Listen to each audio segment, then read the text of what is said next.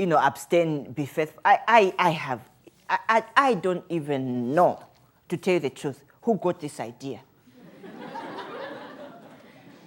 To abstain, be faithful, as if even here in the North it happens. So why should it happen to us? Why should it be different for us? You understand?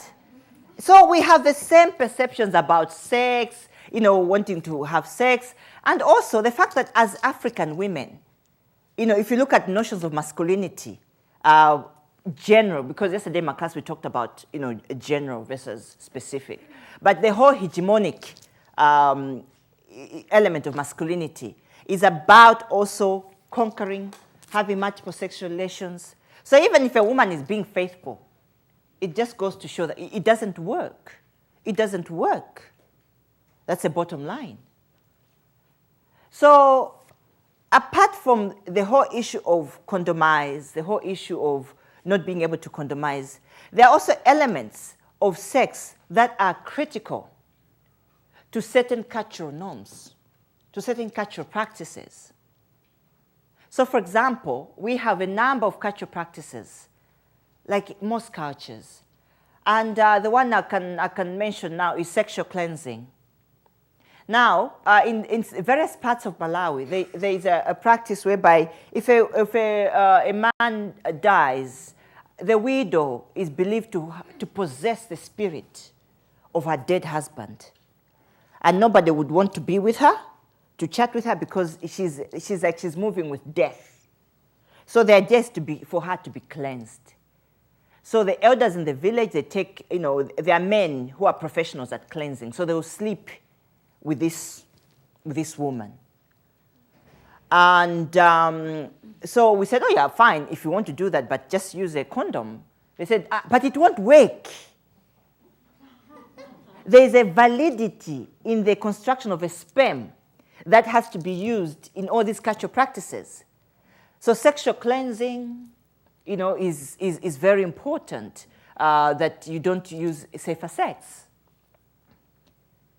What else? What other forms of sexual cleansing? Oh yeah, when a child is born, and this is, in several parts of the country as well.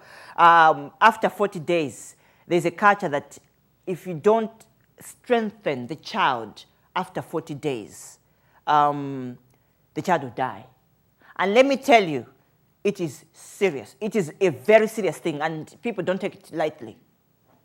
So the strengthening of a child involves either having sex with a husband, the father of the child, or if not, then another professional cleanser. I've just mentioned the cleansers. They're professionals. So we're like, why? I mean, you can't, it's not even negotiable. It's a serious, serious thing. So you want my child to die. You've come all the way from, I live in a town called Blantyre. You've come all the way from Blantyre to say this and that, so you want my child to die. If my child dies, you go back to Blantyre, what do you think is going to happen to me? It's a belief. It's a perception. And if the whole village, the whole community believes it, even if one woman does not, is she going to be able to resist the pressures of the whole village? And everybody will point at that child who never got cleansed. And that woman whose spirit, who still walks with the spirit of her dead husband, don't touch her. And even now, as people are trying to change behavior, women cry to be cleansed. They say, but how can I walk like this? I need to be cleansed.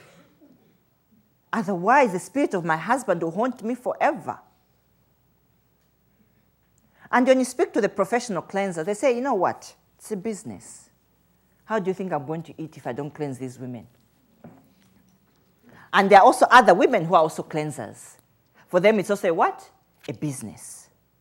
They say, we make a lot of money out of cleansing. Those are the realities. And let me also, the other point I want to make is about sex as a central activity to our everyday realities. If you find, celebrations like weddings, initiation ceremonies, we have a lot of initiation ceremonies where young kids are taken into a special area where they are taught good behavior and whatever for about a week, 3 weeks, 4 weeks, depending on which area, which tribal area. But then when they're coming out of that special area, it's a big celebration. It's a huge celebration. And the chief declares, tomorrow, the kids are coming out. I don't want to hear any problems about so-and-so was sleeping with my husband. It's celebration. I don't want to hear. It's celebration. If you don't want to go to celebration, if you don't want anybody to sleep with your wife or your husband, stay home. The same with weddings. The chief declares, because the chief is a very important structure, because this is where people go as a form of justice delivery. So it's a primary structure of justice. So, for example, if someone is cheating on somebody's wife, they'll go and tell the chief. But once the chief says it is not illegal, because that's what the chief is saying, for you to engage in celebrations, it means it is not what? Illegal. So there's no problem. So you find that a part of the celebration or whatever is, very casual, enjoyable sex, everybody's having sex with and so. And even when we're going to us, we say really, they're like, I remember they were saying something like, come on, you mean you don't do that? Everybody does it. I'm like, well, I just want to really know. They say, come on, celebration. It's an assumption that everybody knows what I'm talking about. So as a central issue to the whole issue of celebrations, as a central issue to the whole issue of cultural rituals, the significance of the sperm, the perception about condoms, and the whole issue of a condom as also an intruder in marriage, because a condom is perceived as something that you do not use in marriage, in long-term relationships. And one of the things that bothers me about some of the HIV/AIDS messages, particularly when you look at the billboards, they always show, which I find very irritating, always show a man and a woman going to a disco, and the man has a condom here. So the condom is only for disco, for casual relationships. But I'm yet to see clear messages about condom use in long-term unions, condom use in marriages. And yet, marriage is a high-risk area. I call it a dangerous institution. Because it is a space where women fail flat out to negotiate. Even where there are, clear cases of, multiple sexual relations in that marriage. It is a space where a condom is a clear intruder. And, nobody has taken up this as a critical area of concern. It's always about, young people going to a disco, peer education, and all that. In any case, this peer education business is a problem. But anyway, so basically, those are some of the realities that one can ably look at in terms of HIV/AIDS. There are a number of mechanisms that have been put in place in the world, from a policy point of view, in the countries. For example, in my own country, if you look at the Convention on the Elimination of All Forms of Discrimination Against Women, is part and parcel of the laws of Malawi.